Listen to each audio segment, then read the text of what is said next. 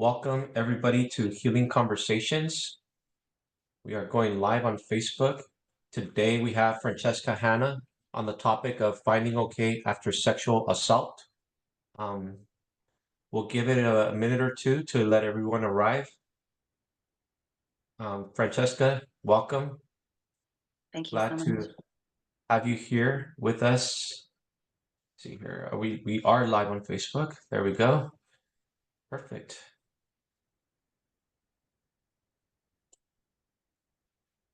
So yeah, today's topic, very Uh, what an important topic. How brave to talk about something like that. It's something that is not a very comfortable topic to talk about openly. There's so much I don't know what you would call it, so much stigma and Mhm. like, oh, that's not something that I don't know that I would feel comfortable talking about that, honestly. Um, but there's so much power to the power of expression is so healing, I feel, and this is what this is, right? You were able to speak out, and now you're speaking out again and empowering people out there that maybe are have experienced something and are afraid, right? And breaking that stigma. There's why is that fear? What kind of society are we living in when we feel that we have to not speak up and also like not honor our feelings, right? And keep everything bottled up. I feel like that is the root cause of sickness, mental, emotional, and then ultimately physical, right? When we keep our energy tied up, stagnant. And so I know in our discussion, you were able to share how you were able to move that energy and heal from your incident. So we are so looking forward to having you share. But before we get started, we'll just do a quick grounding meditation.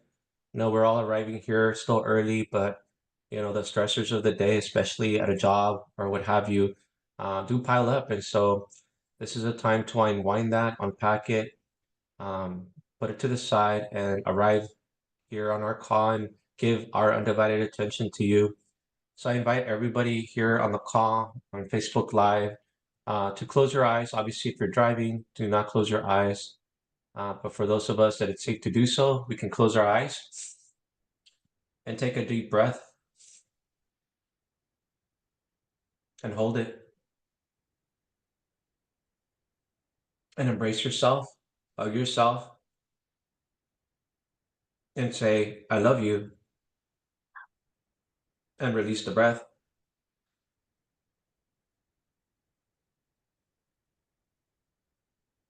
Now take another deep breath and hold it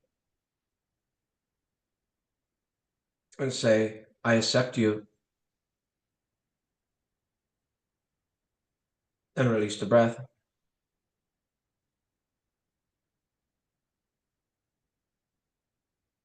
Take another deep breath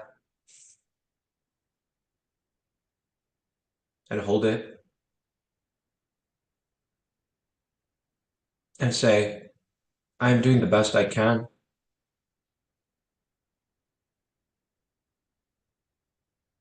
and release the breath.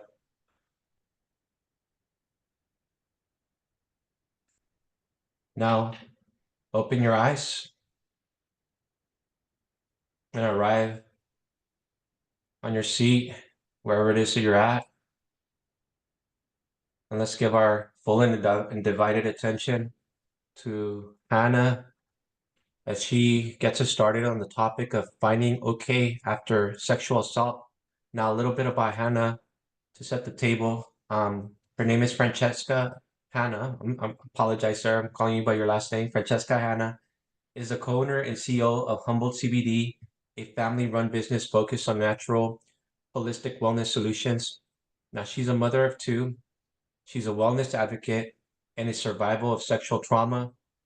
She bravely reported her incident to police and now speaks about her healing journey, drawing on her background in psychology and her roles as a yoga teacher, herbalist, and a farmer in Humboldt County.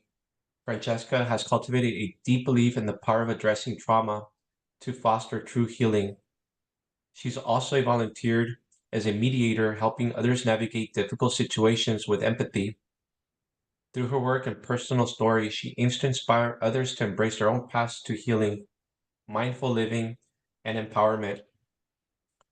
So, welcome, Francesca, Thank you as so you much, take us Frank. into the subject of finding okay after sexual assault. Francesca, the floor is yours. Thank you so much. It's really an honor to be here. I've been looking to share my story, and the way that we met felt really auspicious. And where to start? So, just to give a little bit of the backstory, um, I had gone to Mount Shasta to celebrate my birthday and took myself on retreat. And I booked a room in a beautiful bed and breakfast. And the bed and breakfast also advertised as retreat center and spa and offered massage services. So I was looking for something very nourishing and booked myself a room and a massage and really looked forward to spending several days there by myself. And upon arrival, the owner greeted me and offered that we have the massage that night, even though it was late, that it was a nice way to arrive, and turned out he was the massage therapist. So I ended up agreeing, and the whole experience was very, when I reflected, was very staged. And upon my reflection, realized that he had done this many times because it was almost like a script.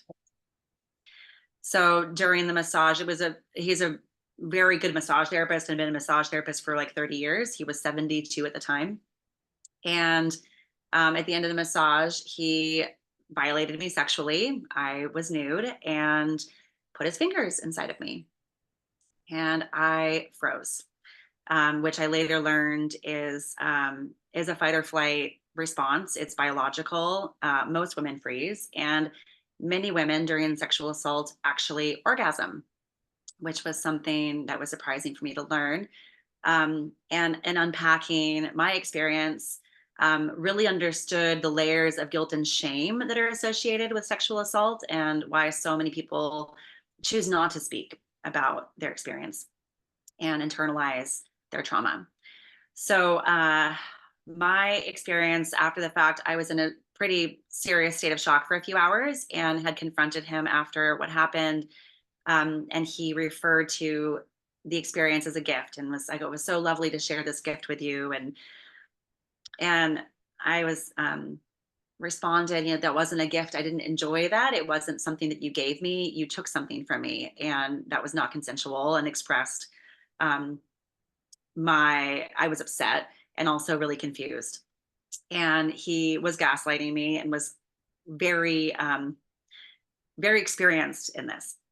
So the next morning, I had scheduled a yoga class, and it was during COVID times. And so the yoga class was scheduled outside in a park in Mount Shasta town. And there was actually thunder and lightning during the yoga class, and it was really intense. The energy of the weather that day was pretty extreme, and it was just stirring some really big emotions in me. And I had taken some of my things that morning, but I couldn't fit all of my things in my car. And it's a lovely bed and breakfast called the Shasta Mountain and Spawn Retreat Center or something like that.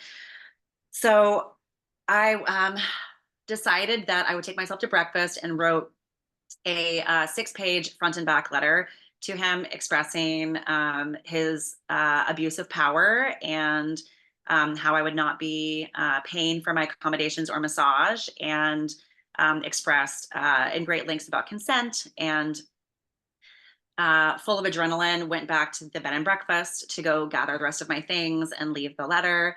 And he was busy with some other guests when I arrived, and I don't know what I would have done if I had encountered him. Um, and then I went and I checked myself into a Best Western and gathered my things and decided to go on a hike up to Heart Lake. And in that experience, I encountered a couple, and the man had actually just been sexually assaulted also, and was up in Mount Shasta working through his experience. And it was really powerful to have that connection and to share our mutual experience with being violated against our will. And um, I ended up having a pretty powerful process with myself that day, which included um, jumping into freezing cold water up in a mountain lake and sounding and crying and singing, just doing, having a big internal process. Prior to going to the lake, I also went by, there's a store up there called Soul Connections, and I went and got myself a journal and sage and copal and like all sorts of tools just to try to help move this energy. I felt like there was something just like gross that was, um, you know, tainting me, and I wanted to get it out. So, um, I could go into detail around my experience, and I think that though it's important, the process that led me to healing actually was finding my anger and having the realization that anger is a driving emotion, and it's a driving emotion to action, and that you need to do something.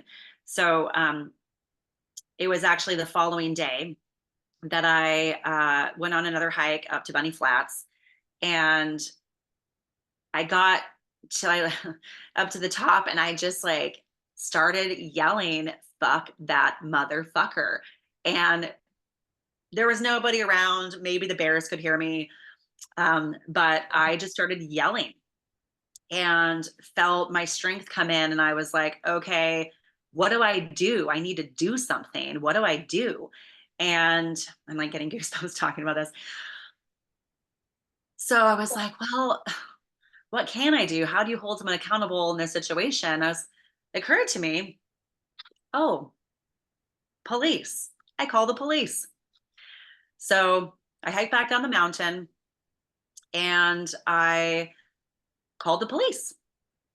And there was a lovely police officer whose name, Officer Burns, and he was very encouraging for me to press charges, and was sharing about how in circumstances of sexual assault, most people don't press charges, most people don't even talk to anyone about it, and how generally this kind of situation, um, it's not an isolated event. There's many people who've had um, some experience with this individual, and was very, very encouraging for me to press charges. So that he encouraged me also to go and get what's called a rape test kit, where you have to go into a hospital, and you meet with like a advocate and share your experience, which in the time it's like you're having to tell your story over and over again to all these different people within the system. Which I think needs some real revision, because I feel like just that process in itself is very hard and takes a lot of courage in that moment to like want to talk about what just happened. But they swab for DNA, and can do a test, which has to be within like the first 24 hours, and they didn't find anything. But anyway, so I had to do that, and then that in itself was kind of a lot. And yeah, so I pressed charges, and the police officer was incredible. There was the letter that I left for the man, whose name is David Knowles, um, was he put it in the paper shredder, and it was shredded into tiny little pieces, which the police officer actually went through and found my signature, and actually taped part of the letter back together enough to qualify as evidence. Um, and I had also been smart enough in the moment to write him an email stating that I was not going to be paying for my stay or massage based on what happened, and that I wanted to be refunded. And he responded and refunded my money. So that also was good evidence, and chose to press charges. And so this went through a court process. The DA released publication in local newspapers, and also it was in like NBC and radio and television. and Facebook, and they asked for anybody that had been assaulted by this man to please come forward, and that they were building a case against him. And the DA of Mount Shasta took it very seriously. And we actually had 22 women come forward.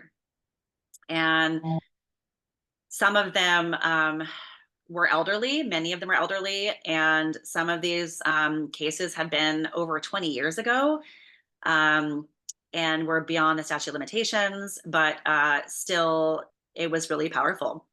And the more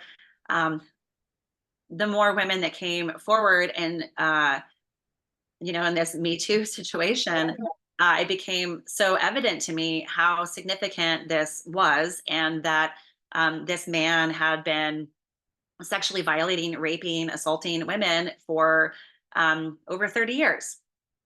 And upon further, as the time went on, I understood that nobody had ever come forward with this. Nobody had ever shared with anyone. I ended up going to court twice, actually. The first time, Mr. Knowles is pretty well off and had resource to hire two of the best attorneys in Siskiyou County, and they kept delaying the case. And for the women involved, this was really emotionally disturbing. We were working with a victim witness advocate and trying to expedite things, which kept getting dragged on. So the first court hearing I went to was to present my story, and a few of the women came. And so this is where it really started hitting me that this was so significant. And I ended up in a position holding space and offering support to these other women who, in the end, I met 8 of them. And one of them was even a former mayor of Mount Shasta. And discovered that none of these women had told anyone, literally no one, none of them had told a partner, a husband, a child, a best friend, their mother. None of them had shared literally with anyone. And in the last court hearing, we had it was the sentencing trial, or not trial, court hearing, because it didn't go to trial. He took a plea bargain.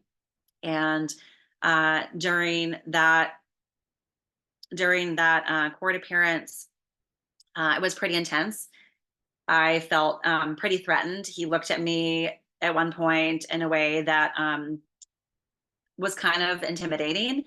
And to be honest, I'm kind of scared what's going to happen when he gets out of prison. Because I put him in jail. He is in jail for 6 years. They found him to be guilty. And so it was, in the end, a very, very empowering experience, very humbling experience. I found myself holding these women as they were crying in my arms. And though I also had the experience of being violated by this man, I haven't integrated it as trauma in the same way that they have. It hasn't impacted my relationships. It hasn't impacted my ability to connect sexually with my partners. I didn't have the same experience that they have. And one of the women shared that after she was raped by him, she couldn't connect with her partner anymore. And she ended up ending the relationship, and she has been single for like 20 years. And so it became so evident that sexual trauma can be completely devastating to one's life, and our ability to have intimacy and to have connection and to experience love, and just even to be comfortable in our bodies and be comfortable with our sexuality. So it was really clear to me after the last court hearing, which was last February, that I needed to share my story and express my process, because I felt like I did a really amazing job moving through the experience when it happened, and finding the courage to share and report him.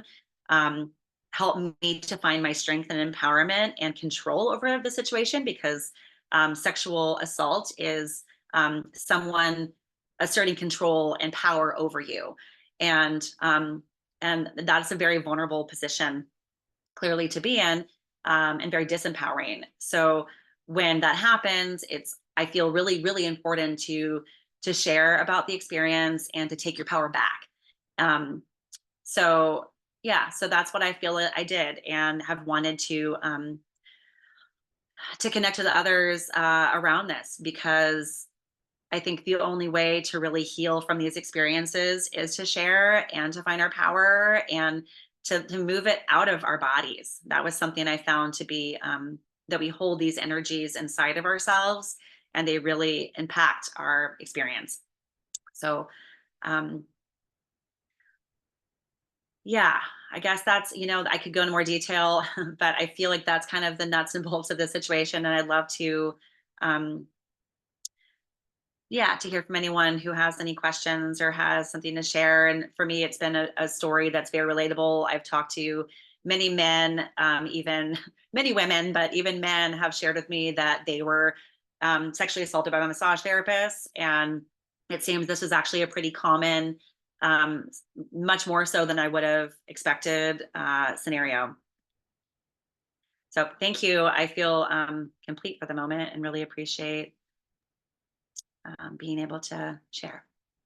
I appreciate you sharing such a um, touchy subject, right? So such a subject that's so delicate. It's not comfortable to share. So brave of you, so empowering to share your journey. I'm really interested to hear.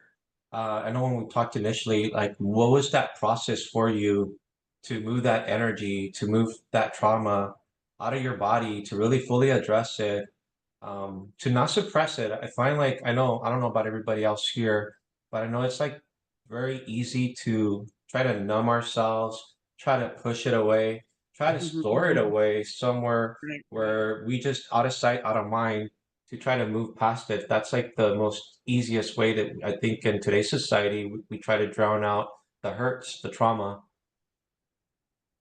Thank you for asking. Yeah, that's something I'd shared more about when we initially spoke. And yeah, I'm like trying to know how much detail to share and not take up too much time. But Oh no, I think that's the point that we want to empower people, right? We want to show them, okay, like, what if something like this does happen to us or happen to us? What are the tools? What are some of the practical things that we could do to really like address or yeah, to move through?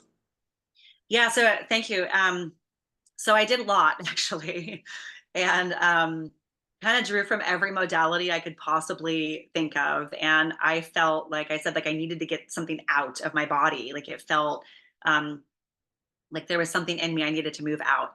So I mentioned this store called Soul Connections, and um, there's so many things I did. So was looking for purifying plants and things just energetically, like copal and sage are really powerful tools for clearing energy. And so um, I went and bought a bunch of different things that I felt would be helpful for moving energy. And I also um, I had brought a bunch of, I had intended to go and journey with myself, and I had brought my guitar with me, and had intended to go hike up to Heart Lake and go jump in the water, um, and had also brought some. There's a plant medicine called wachuma, which is a cactus, and I had brought some of that with me.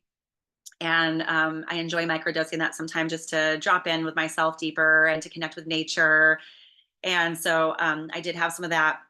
And I'd mentioned that there was a couple that I ran into in the parking lot when I was going up to the lake, and that he had also been assaulted sexually in his sleep, actually by a friend that was visiting a friend. Anyways, so when he and I initially met, I was looking for the trailhead, and I asked them, and we ended up in this holding each other in this deep conversation. And he said, I came up here to move through what I experienced, and I brought some medicine with me I'd like to share with you. and that medicine was MDMA. And for me, that's something that I've dabbled with a little bit. And I take any substances. Substances are very powerful and can really alter our experience and be detrimental if used in the wrong way. And so I am very cautious. And I also know that MDMA was actually developed to help move through emotion, and was like for couples therapy and a way to drop into our hearts and process hard things. So I have some familiarity with that and what that was developed for. So I decided to microdose and have some MDMA and watch Huma, which is another, the plant medicine really helps to get into the heart also. So I hiked up to Heart Lake. I took my clothes off, jumped in freezing water naked, and took these medicines and sat and meditated by myself, and really in the water visualized the energy moving through me and out through my yoni, and just like any of this energy and residuals, just like getting it out. And so I did. I ended up finding myself sounding, and there's sounds that are associated with our chakra system. And Ha is the one that came to me just intuitively. And I was actually squatting naked in the lake and sounding and trying to push the energy out of my being. And did that for some time until I felt complete. And so that, I think, it was really active, embodied practices to try to get it out. And so that was kind of the first piece. And then I was, yeah, there was a lot of thunder. It was during May when I was up there. And so there was like thunder and lightning when I was up at the lake, and realized that I was ill prepared for the weather.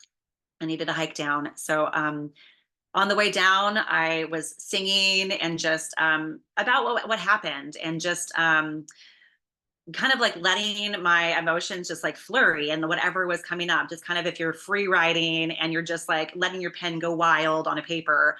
I was just in the same process and just allowing myself to go there. If anybody walked by me or heard me, they would have probably thought I was nuts.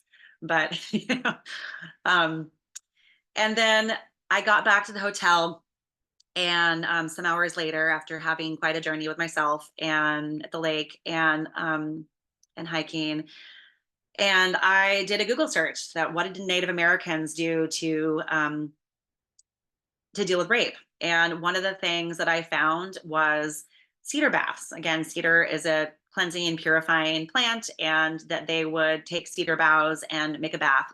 And there happened to be an incense cedar tree outside the Best Western, so I thought that was a great idea, and made myself a cedar bath. And I had some tourmaline that I had purchased um, at the store, and I put the tourmaline in my yoni and visualized the energy filtering out through the tourmaline and the water, accepting it and purifying, and just holding me. And I listened to some like theta waves, and just did deep breathing, and let myself cry. And that was the day before I went to the mountain and got mad. That was the next day. So this was the first night. And really was just gentle with myself, and just doing like literally anything and everything I could think of to get it out. And then, yeah, and then the second day is when I went on the hike up and to Bunny Flats, and found my anger. And yeah, and I think that yelling, I think that like getting it, I was like, how do I get this out? And then I started getting mad, and I think that getting to the point of anger is so healthy. And we need to be mad. We need to find our anger to find our power. And if we just sink into the experience and feel, sad and shameful, and those are really damaging emotions. Feeling guilty and ashamed, I think, is really damaging to us. So what we can do to move through that and find the anger, and then once we find the anger, then we can do something. Then we have our power. We can take control of the situation and realize that it is actually up to us. And that was something also I think was really important, that during the conversation I had with him, when I confronted him afterwards, he kept referring to it as a gift, like, oh, it's so lovely to share this gift with you. And I felt super gaslit by that statement. And so in my reflection, I was like, that was not a gift. And so I was also saying out loud, like, I don't accept that gift, I give it back.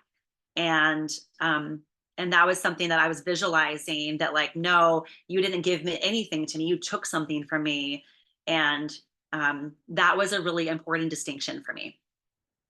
And then also in finding my anger. I think that the finding anger piece is probably the most important part.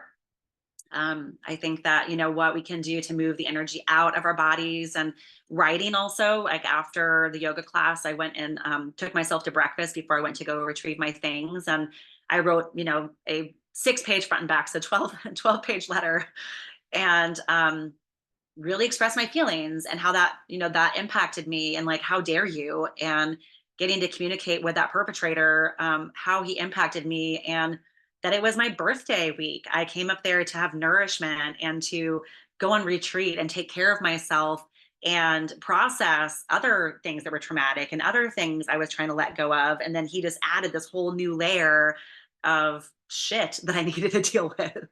So so I think that also the confrontation, I think that I've thought a lot about, why me? Like, why did I end up in this situation after all these women have had these experiences and only 22 came forward? Who knows how many more there actually are? The police officer that I spoke with, he thinks that there's probably hundreds. And uh, and I'm like, why me? Like, why was I selected to be this person in this situation to bring this to the light? And I guess I feel that I'm a fighter. I really believe in justice, and when something happens that is wrong, I have a strong desire to advocate, and that maybe I had the tools and I had the capability to deal with a situation. And through my experience, I have helped prevent other women from having the same experience. And my hope in this is to bring more healing and more openness to talk about our sexual um, trauma experiences, and to have that be more normalized, because people don't want to hear about it. You hear sexual trauma and you're like, ooh, don't want to touch that. Like, uh, which is really unfortunate, because I think most people have had some situation with being violated, or being in a situation where they didn't feel honored um, in their comfort within a sexual experience. So yeah.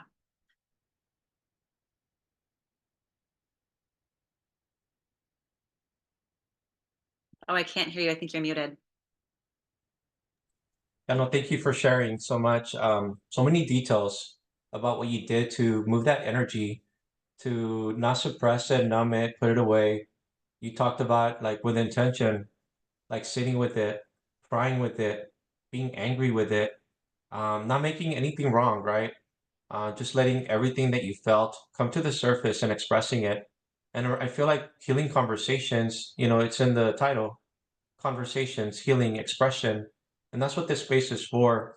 And I feel like that's what happens when we feel sick, Yes. emotionally, mentally, spiritually, physically. It's that we're not really expressing, we're not really addressing.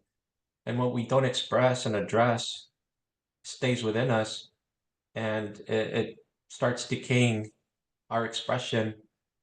We stop malfunctioning, life gets stagnant, and we get stuck in a loop of sickness.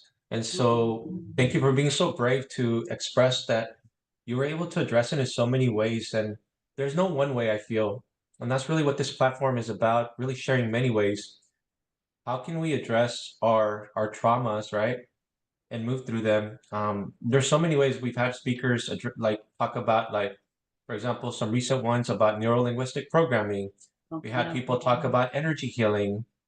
You talked about, addressing it with crystals and with all your being, setting the intention to move all that outside of you, to move it through, to release it, and how powerful that is. And I feel like at the fundamental level that what we're talking about with healing is, it's a form of addressing, sitting with, feeling it, and then expressing it, and then recontextualizing those hurts, those traumas, not minimizing them. I think for me, in terms of like my healing journey, it's been about looking at all those situations in life that I looked at as, wow, that's horrible, or I didn't really like that, and recontextualizing and saying, okay, that what a blessing and an empowerment that was. That sucked, but look, without that and without me looking at it differently, then it would be something that would sit within me. It would still be within me. And I feel like that's what you did. You were able to recontextualize that situation, move that horrible thing that happened, and release that energy, right? And so how powerful are we that there's so many things out there for us to use, so many ways, and how powerful it is to really feel everything. I think that's what's called somatic healing, right? When you're like sitting with the feelings, you're feeling it. That's actually something we're doing in self-love course on Tuesday, like sitting with someone that we're feeling like resistance towards, and breathing into where is that sitting at in our body, and breathing in love towards it, and just breathing out like those ill feelings, all that energy that's stuck within us, and being in a state of more openness, acceptance, and letting all that energy flow through. So, what powerful tools!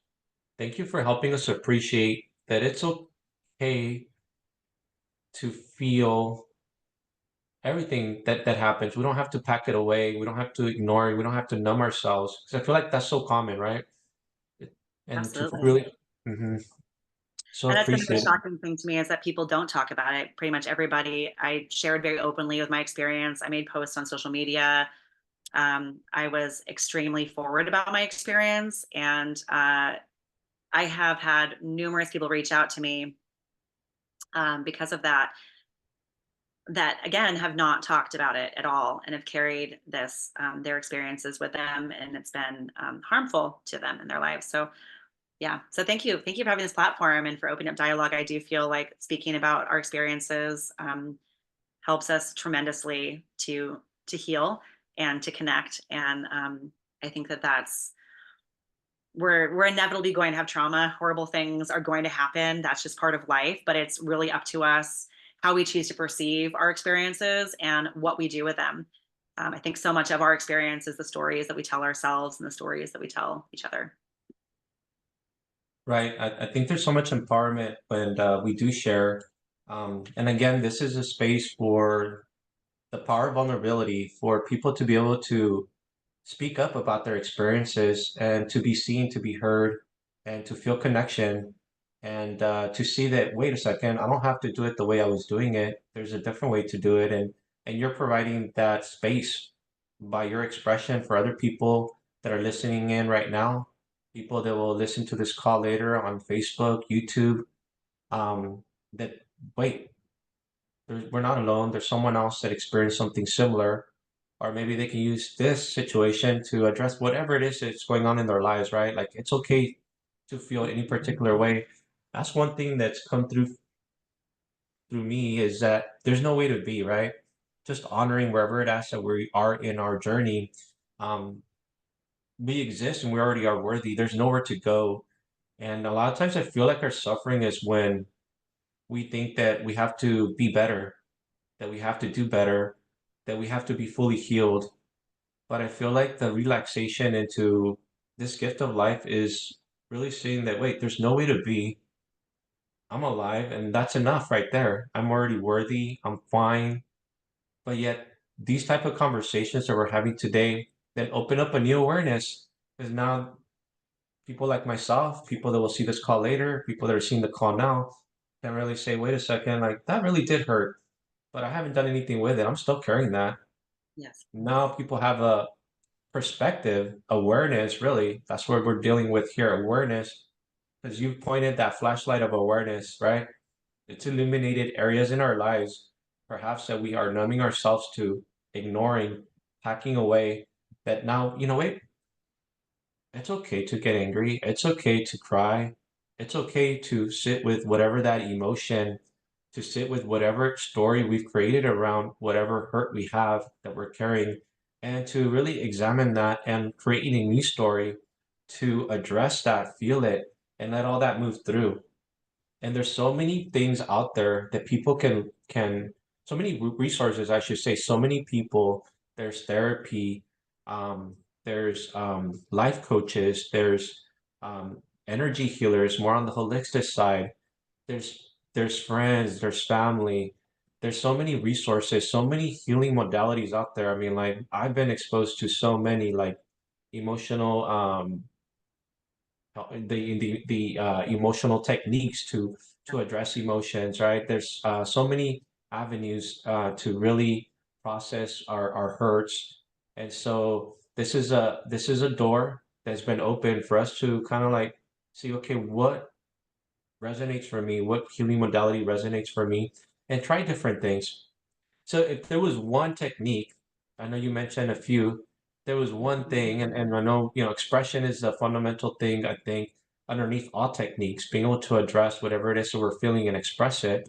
What would Yeah. be one that you would recommend that would be like super easy, let's say for people that may have dealt with something like this, that they can just like do at home perhaps, and then maybe it opens the door for them to look at other ways. Yeah, I mean, honestly, I feel like one of the most powerful pieces for me was getting angry. And it was going up to the top of the mountain, just yelling, fuck you, motherfucker, and really finding that. I think there was so much leading up to that that was really helpful to get the energy out and for me to feel connected to myself and to be in control of the situation. I think I needed that. And that's what a lot of my purification efforts and all the activities that I did helped with. But I feel like finding the anger is really how we move it and take our power back. We don't need to stay there. It wasn't like I was yelling for, days. It was maybe an hour and maybe not even an hour, but I feel like that part was really transformative in my experience. And the sounding, I feel like sounding and just making noise. It's like the way that we um yeah, like Like those frequencies. primal, right? Sounds like Yeah. a very primal, Yes, yeah. and I feel like that was for me, like even just when I was like squatting and being like, and pushing and really using my energy and effort to like and visualization at the same time. And I'm doing something and pushing the energy out and really, I mean, almost like childbirth. I have two children, and I was like bearing down and trying to push this energy out and then visualizing that. And I do think that the psychedelics I microdosed, it wasn't like I was totally tripping, but I do feel like it helps us to get into our subtle bodies and just move energy in a different way. I think that was helpful. And I did think of another piece while you were talking that I think is also significant. After the fact, I was very nervous to have massage. I generally get massaged frequently, and that was something I was having some nervousness and apprehension around. That seems like an obvious connection. And I worked with an amazing woman at Harbin Hot Springs named Heather, who is one of the most incredible massage therapists I've ever worked with. And the first massage I got from her after the fact, I hadn't shared anything with her yet. And she put her hands on my body and she worked on me previously. And she said, what's going on? I'm feeling some resistance and anxiousness in your body right now. And so I shared what had happened to me. And I worked with her in that experience and shared with her and cried on her table. And that for me was also really powerful after having this experience and have my body violated at a massage to then get back on a massage table and confront that and allow my body to work through that trauma was also very powerful. Where I feel like it took me a few sessions to actually be able to get on a massage table again and feel comfortable. So yeah, so I think that that's a big piece too, is like confronting. Yeah, but I think if I was to like nail down to one thing that I think was the most powerful, I do feel like finding my anger. Mhm. How important that is. I can maybe speak to some of the audience because I used to be the guy that was toxic positivity. Anything would get an immediate spiritual bypass into, wait a second, positive toxicity, right? Like where everything just is okay, even Right. though it's not okay, and that's not okay. That's really like pushing down, not really addressing. So I appreciate that. Really, in like my past relationships, I was the guy that avoided conflict at all costs. Yeah. Everything was always okay, and it was not healthy at all. Like I can definitely see that now. Now I see that, wait, it is healthy to feel whatever it is that we're feeling. It's okay. There's no way to be. In fact, like you said, it is very healthy to feel anger, Yes. to feel whatever emotion wants to come through.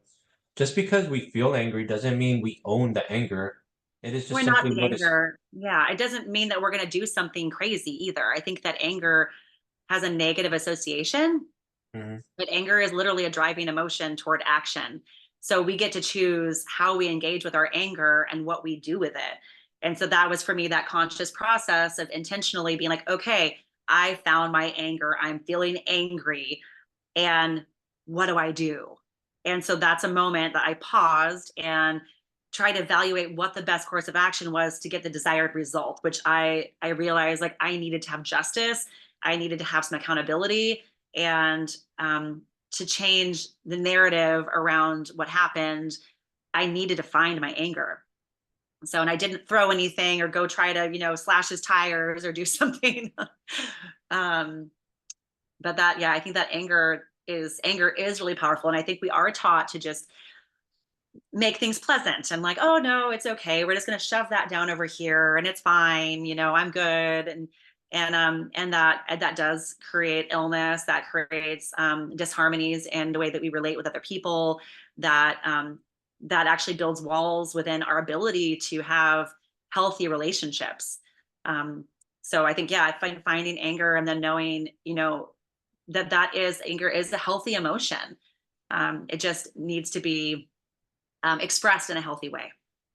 Right. Well, I really feel what we're talking about here is that life is happening, traumatic things can happen, and we're receiving feedback, and the body's telling us, hey, wait a second, listen to this, right? It's saying, hello, hello, deal with this.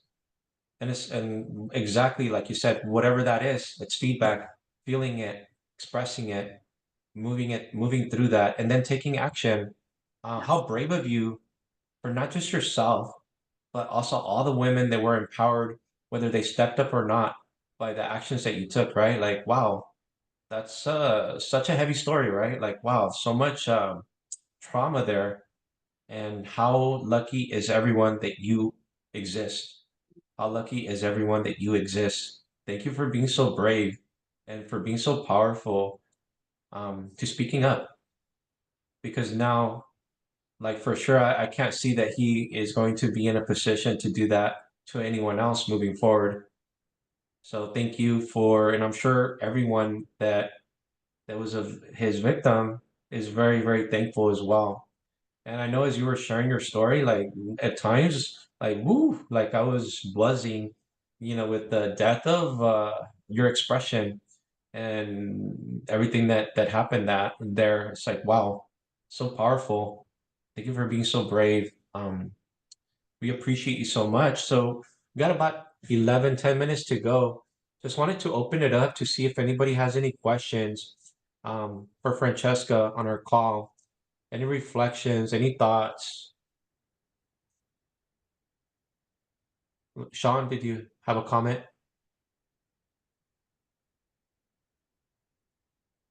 You're muted. There we go. Yeah, I just wanted to validate and say thank you so much for sharing it. I find myself to be a bit of an empath, and really, um, I find it all very helpful to deal with my traumas, and just hearing how you released everything, and also just understanding, the plight of someone who has gone through something like that. And Yeah, just want to validate how much you're helping others, and how how brave you are. It's awesome. It's really, I just try to put myself into that, and it's got to be just so amazingly hard. And um, working through emotions and stuff. And yeah, I think anger is really important to express, and as well as sadness, and um, you know, the whole rainbow spectrum of emotions, to feel those. And so it's talking about toxic positivity, through this spiritual growth and stuff. It's uh, because I feel like I've learned to kind of take everything with a grain of salt, and be thankful for the negative moments, and so I want to do some more work about learning about that to kind of understand where I can kind of deal with things more head on rather than being more so wishy washy, I guess. But yeah, just really, really powerful. And um, just is there something that maybe I missed? I've been working here too, but is there something that you have ongoing that is helping victims? Is there somewhere? Yeah. Yeah, at this moment, I have a fly that's bothering me in my kitchen. um, at this moment, there's not really a whole lot going on with the situation. There's the last court experience that we had. He was incarcerated. So I've Yeah. wanted to. I have the contacts for some of the other victims, and I've wanted to connect with them and just see how they're doing. But I haven't spoken to anyone since we had court. Yeah, but I definitely have taken this as yeah, just being here and sharing today. I've wanted to share my experience, and I feel that because of the way that I dealt with it and how I didn't internalize it as trauma, I have a more easeful time speaking about my experience. And that because of that, there's value in that in my sharing to help others feel more comfortable to share their stories. So I hope that my story can be inspirational for others to open and to share and to find that strength and courage, because I think that that's how we heal, which again is just such an honor to be here. I feel like this is like the nuts and bolts of healing right here. So thank you. Yeah, thank you. One more question came up. If I had a friend that was going through a similar situation, is there somewhere that you would necessarily say that I should point them towards? Yeah, interesting question. I don't really know that there's good resources. I feel that Right. I've been considering how I could advertise myself, because I feel that I have seen the only real advocacy I've come across is like the victim witness organization as part of the court system. And they have, directories with therapists and offer some services, but I find it to be rather limited, and the scope of what they're offering, I don't necessarily agree with. For example, I don't really even like the word victim. I find that to be not a very empowering term. When I was in the hospital, they kept referring to me, oh, victim this, victim that. And I was just like, can you guys stop saying that actually? Like, my name is Franchesca. How about we just use my name? Mhm. So, I feel like there is a real need for some reform, and for there to be a greater support network. And I've been kind of contemplating, like, maybe I could hold workshops or be an advocate. I don't really know what that looks like at this point, but if your friend would like to speak to someone and you have someone who would like to talk, I would be happy to. Sure. Thank you. Yeah. Would you mind sharing a way for people to contact you, whether maybe social media or whatever you feel comfortable with? So I'm sure like you are such a powerful resource. I feel like Spirit connected us in such a like random way, right? Literally so random. You had that intention, and this is what we're doing here, and boom, we connected such a random way, and here we are now. So I feel like this is happening for a reason. Nothing is by chance. Um, they're Great. so powerful, and I already see that your empowerment, your healing. Actually, this was one insight that I received some time ago is my empowerment is your healing. My healing is your empowerment, right? We're so connected. We are the light we want to see out there. The change we do in ourselves, what we address in ourselves, is extends to others. And so this is what this is. You are that domino effect. You are that light of awareness. You are that healing and that empowerment. Thank you. Yes, and I really appreciate that so much, and I feel that ripple. Um, yeah, and let's see. The best way to get in contact with me, I suppose, would be social media. Um, I am Franchi Fauna on my social media. My name is Franchesca Hanna, but I'm Franchi Fauna on there, and it's FRANCHIFAUNA. Franchesca. And that's it. That's Instagram. That is Instagram. Yep. Okay, here we go. So I put it on the chat. Oops. So that's, oh wait, that didn't come through quite correct. Let me redo that.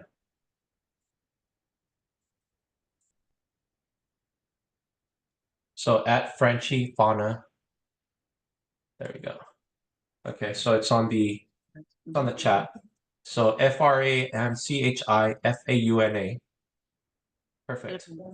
So that's the best way to get a hold of Franchesca. Any questions, any resources, if there's someone here that needs support, reach out to Franchesca. So powerful, so thankful to have you share today. There's any other expressions, this would be a space for even anything that's not even related to the topic. If you want to be heard, you want reflections, or we just simply listen. This is a place to express. Anybody here have any expressions, anything that they want to express?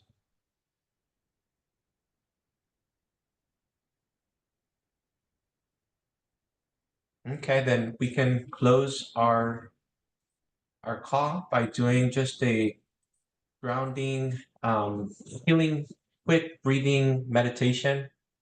I invite everybody here. Obviously, if you're driving, do not close your eyes. But if you're in a safe space where you can close your eyes, I invite you to close your eyes and take a deep breath. And as you're taking this deep breath, breathe in suffering. Hold it.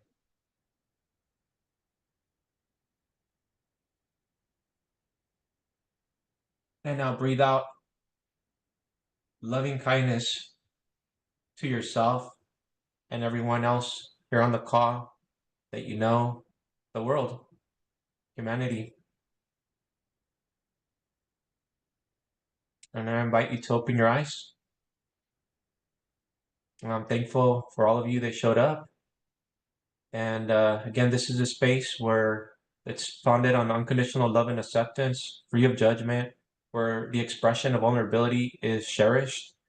And so every week we have different guest speakers addressing a wide variety of topics, healing, really sharing their healing journeys, which are our healing journeys, where we gain perspective and are able to recontextualize our lives from a weakening standpoint to a strengthening standpoint, where we go from disempowerment to empowerment.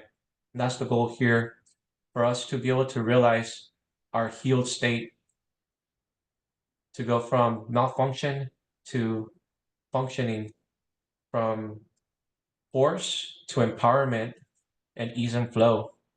So anyways, thank you again, Franchesca, for gracing us with your presence and sharing such a topic that is so traumatic, and helping us like have some tools.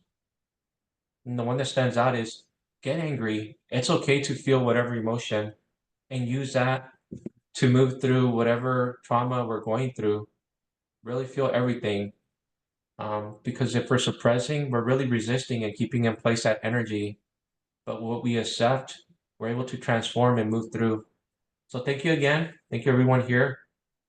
Appreciate you all. Thank you so much. Really a pleasure to be here today. Thank you. All right. See you guys later next week, Wednesday at 6. Ciao.